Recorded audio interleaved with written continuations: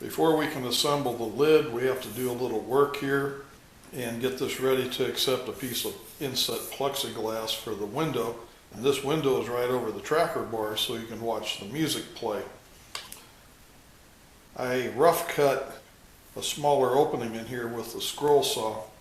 I made a template that's exactly the opening size, and I attached that to this with some double-sided tape. On the router table or with a router using a pattern cutting bit or duplicating bit, I open this up, which gives me this inside hole. Then I left this on here while I run a rabbiting bit around here. That rabbiting bit needs a little extra thickness for the bearing to run on, so before I take this off, I go ahead and run the rabbit bit around here and cut this little groove. And I take this off.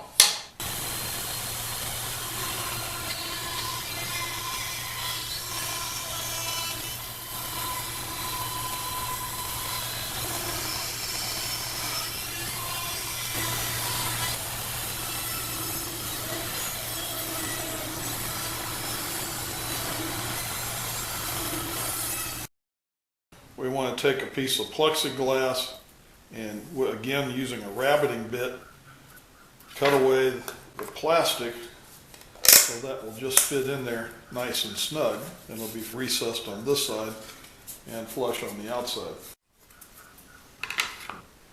When you cut this with the rabbiting bit, I take a blank. I use some double-sided tape to put a piece of plywood on here to give me a little extra thickness, again for that rabbiting bit bearing to run on. And I'll end up with square corners. Then I'm going to have to file that to match this radius around here.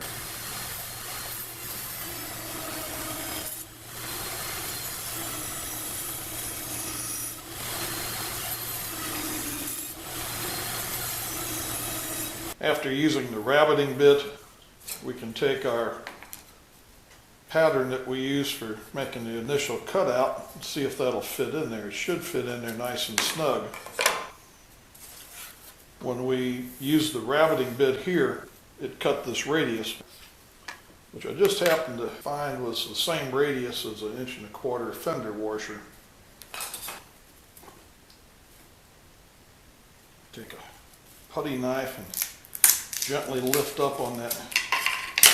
Try not to peel the plastic off if you can avoid it.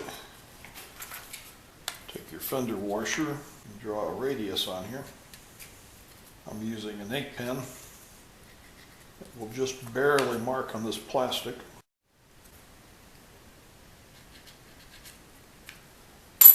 Now we want to go to the disc sander and sand that radius so this piece will fit in here.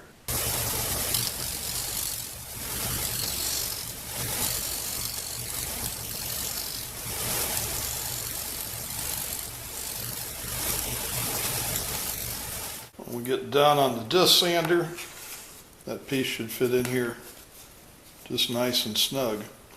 It doesn't have to be a perfect fit. This is going to get sealed in with silicone. You won't be able to see how close your edges were. You can see 3 of these are pretty good. That one's a little bit off, and it should fit in either direction.